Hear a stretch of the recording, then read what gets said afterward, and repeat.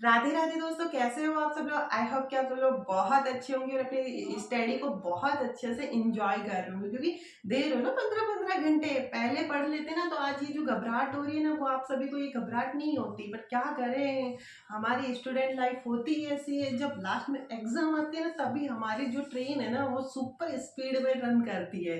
पर दोस्तों कोई बात नहीं है, घबराहट सबके साथ होती है। आपने पढ़ा है तो भी आपके साथ होगी, जिस दोस्त ने नहीं पढ़ा है उसके साथ भी घबराहट होती है, क्योंकि उसको ये टेंशन लगी रहती है, यार 150 क्वेश्चन को मैं कैसे अटेम्प्ट करूंगा, यार मैं 3 घंटे के पेपर में कैसे टाइम अपना निकालूंगा। और दूसरे स्टूडेंट्स को ऐसे घबराहट होती है, मैंने पढ़ा तो बहुत कुछ है, लास्ट मोमेंट में मुझे कुछ याद भी नहीं हो रहा है, मैं क्वेश्चन सॉल्व कर रहा हूँ, यार हो नहीं रहे मेरे से। दोस्तों अगर आपने पढ़ाई की है ना, तो एग्जाम टाइम पे ना आपका जो ये कंप्यूटर है ना, 2x स्पीड में दौड़ेगा। तो आप बिल्कुल मत घबराइए, आपने जो पढ़ा है, आपने जो मेहनत की है, बहुत अच्छे से उस मेहनत का रिजल्ट आप सभी को देखने को मिलेगा। दोस्तों आज अपन इस वीडियो में उन सभी चीजों के बारे में बात करेंगे कि 2 फेब को जो अपनी आरएस की एग्जाम लगने वाली है, उस एग्जाम में हमें क्या क्या चीजें लेके जानी है। तो सबसे पहले अपन जान लेते हैं कि जो आप लोगों ने एडमिट कार्ड जो निकाला है, वो एडमिट कार्ड तो आप सभी को लेके जाना है। हम जो आप बहुत से बार मेरे पास एक क्वेश्चन आ रहा है कि दीदी हमारे पास है ना, जो एडमिट कार्ड आया है उसमें थम की जगह साइन आ गए और साइन की जगह थम आ गए। किसी के थम आया ही नहीं है तो किसी के साइन ही नहीं आया है। तो दोस्तों इसमें कोई घबराने वाली बात नहीं है। अगर नहीं भी आया तो कोई प्रॉब्लम नहीं है, आप लोगों ने लगाया था तो कोई दिक्कत नहीं है, आपकी एग्जाम लगेगी। रही बात अपने डॉक्यूमेंट्स को लेकर जाने की, तो डॉक्यूमेंट्स में आपको आधार कार्ड लेके जाना है। और अगर किसी के पास आधार कार्ड नहीं है तो वो वोटर आईडी ले जा सकता है, बट उसके साथ आपको 10th की मार्कशीट लेके जरूर जानी पड़ेगी। अगर किसी दोस्त के डीओबी में कुछ करेक्शंस हो रहे हैं या फिर किसी के एड्रेस में हो रहे हैं, तो वो 10th की मार्कशीट अपनी ले जा सकते हैं, ताकि वहां पे लास्ट मोमेंट पे आप सभी को एग्जाम के टाइम में कोई दिक्कत ना आए। अब आपको 2 फोटो लेके जानी है, जिसमें से एक फोटो आपको अपने एडमिट कार्ड पे चिपकानी पड़ेगी, दूसरी फोटो सेंटर पे जाने के बाद जब आप वहां अंदर बैठोगे, एंट्री लोगे, तो उस टाइम पे आप सभी से ले ली जाएगी। तो ये 2 चीज तो आपको लेके ही जानी है। जो पेन है, वो पेन आपको पारदर्शी लेके जाना है, जिसमें वो एक होता है कि इंक भी आर पार दिखती है, जो 2 या 3 रुपए का आता है, उस टाइप का आप सभी को पेन लेके जाना है। रही बात अपने भाई बहनों की, तो ड्रेसअप में आप सभी को पहनना है नॉर्मल ड्रेस, जैसे trouser, lower, T shirt, simple वाली राउंड नेक वाली वो पहनिए, कॉलर वाली आपको नहीं पहननी है। जितना हो सके आप सभी को फुल स्लीव नहीं पहनना है, जींस नहीं पहननी है। अगर आप ट्राउजर भी पहन रहे हो तो मेटल वाली जो येलो कलर वाली चेन होती है ना दोस्तों, वो चेन की कोई भी चीज नहीं पहन के जानी है। हाथ पैरों में, गले में कोई भी चीज आपको नहीं पहननी है। और मेरी प्यारी जो बहनें बार बार पूछती रहती है कि मैम हम क्या पहन के जाएं, तो मैं आप सभी को बता दूं कि आप अपना सूट भी पहन सकते हो, जो गर्ल्स पहनती है, बट सिंपल होना चाहिए, फुल स्लीव, हाफ स्लीव होनी चाहिए, फुल स्लीव नहीं होनी चाहिए। और मतलब जो बालों में है, बालों में आप सिर्फ सिंपल हेयर बिल जो होती है रिबिन सिंपल वाला, वही यूज करके जाना है। क्लेचर वगैरह आपको यूज नहीं करनी है, पिन आपको नहीं लगाना है, हेयर बैंड आप सभी को यूज नहीं करना है, गले में कुछ भी नहीं पहना है, कान नाक कुछ भी नहीं पहनना है, हाथों में कुछ नहीं पहनना, पैरों में बहने या भाई जो भी धागा पहन के जा रहे हैं वो भी आपको खोल के जाना है। इतनी चीजें, मतलब यूं मान लो कि आपको के पास सिर्फ ड्रेस जो आपने सिंपल ड्रेस पहन रखी है वही पहननी है।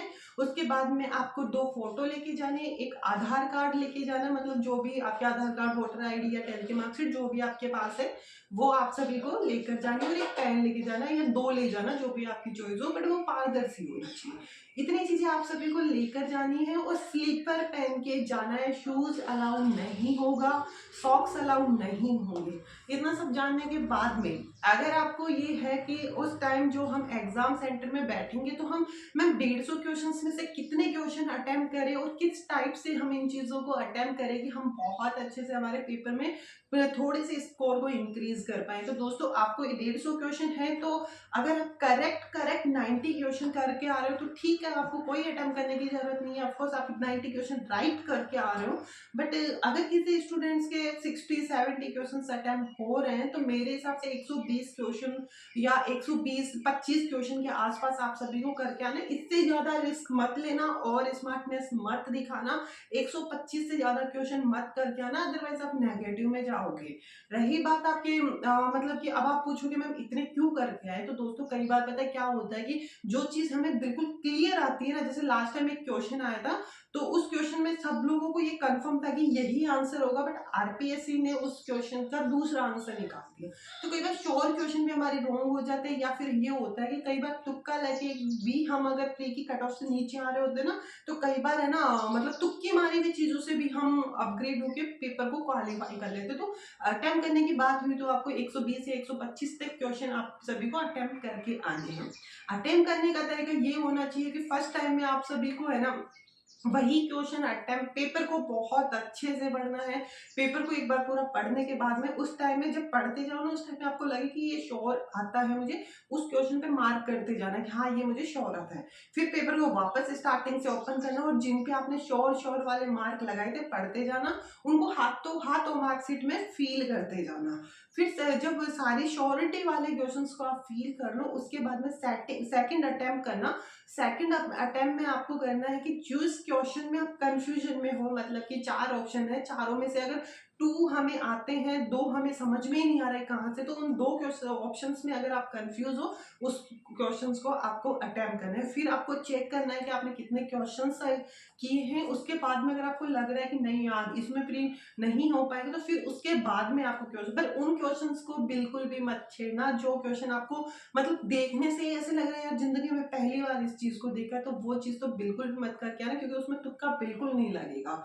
रही बात आपकी एक और चीज की, मतलब जब हम क्वेश्चन पेपर अटेम्प्ट कर लेंगे तो हमें क्या करना है, तो सबसे इंपॉर्टेंट चीज ये है दोस्तों कि आप जिस क्वेश्चन को नहीं करके आओगे ना, उसको भी मार्कशीट में फील करना है। अब उसमें मार्कशीट में पहला, दूसरा, तीसरा, चौथा ऑप्शन फील नहीं करना है। जो ई नंबर का ऑप्शन आता है ना, उसको जो गोला है उस गोले को भर के आना और अच्छे से भर के आना, क्योंकि अगर आप किसी क्वेश्चन में को ऑप्शंस अगर मार्कशीट में फिलअप नहीं किया है तो उसका 1/3 नेगेटिव मार्किंग आप सभी को देखने को मिलेगी। तो दोस्तों जो क्वेश्चन आप करके आओगे उसको तो मार्कशीट में फिलअप करोगे ही, जिस क्वेश्चन को आप स्किप करके आओगे उस क्वेश्चन को ऑप्शन ई वाला जो गोला है उसको फिलअप करके आना है। इस टाइप से आप सभी को क्वेश्चन तो जो है वो आपको पेपर अटेम्प्ट करनी है। जो चीजें मैंने बताई दी है, क्या आप सभी को लेकर जाना है, किस टाइप से आपको ड्रेस पहन के जानी है।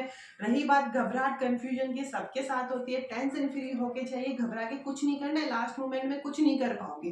पेपर आपके पास है, क्वेश्चन आपके पास है, आंसर आपके पास है, सिर्फ आपको तो दिमाग लगाना है, आंखों से देखना है, बस सिंपल। और क्या ही करना है, कुछ नहीं करना। जब सारी चीज आप सभी के पास है फिर भी आप घबरा रहे हो, नहीं घबराना, बिल्कुल नहीं घबराना। आप लोगों ने बहुत मेहनत की है और आपको रिजल्ट भी बहुत अच्छे से देखने को मिलेगा। सुबह उठना, आराम से पढ़ाई, आराम से मम्मी पापा के चरण स्पर्श करना। जो दो भाई बहन दूर रह रहे अपने मम्मी पापा से, वो अपने मम्मी पापा को कॉल करना, आराम से उनसे बात करना, फिर पेपर देने जाना और रिलैक्स माइंड से देके जाना। और रही बात रिजल्ट के पॉजिटिव नेगेटिव होने की, तो देखो दोस्तों, कोई भी एग्जाम आपकी मेहनत को डिसाइड नहीं कर सकती। कोई भी एग्जाम आपकी चीजों को ये डिक्लेयर नहीं कर सकते कि तू इसमें नेगेटिव आया, तेरा सिलेक्शन नहीं हुआ है तो किसी लायक नहीं है। बहुत वैकेंसीज अगर ऐसे होता ना, तो गवर्नमेंट एक बार फेल हुए बंदे को दोबारा फॉर्म फिलअप करने का वो ही नहीं देती ना, ऑप्शन ही, कि तू तो एक बार फेल हो गया भाई, तू किसी काम का नहीं है बोल के निकाल देती ना। बट ऐसा कुछ नहीं है, आप आराम से तैयारी करिए, अगर ये नहीं तो कोई और मिल ही जानी है। तो बस चलो दोस्तों, आपका टाइम ना खराब करूंगी। अगर वीडियो अच्छा लगे तो लाइक शेयर एंड सब्सक्राइब करना ना भूलिए, और अगर आपका कोई भी चीज है, मन में डाउट है, तो कमेंट बॉक्स में कमेंट करना ना भूलिए। चलो दोस्तों, वीडियो से लेती हूँ मैं विदा, और आप भी अपनी तैयारी करिए, मैं भी करती हूँ, और आके बात करते हैं अपन 3 फेब को या 2 फेब को, जब भी फ्री होंगी जरूर आप सभी से लाइव में बात करेंगे। तब तक के लिए ऑल द बेस्ट। एंड जो भी दोस्तों का पेपर क्लियर होता है नहीं होता, सभी को congratulation and thank you so much video पूरा वॉच करने के लिए। बाय।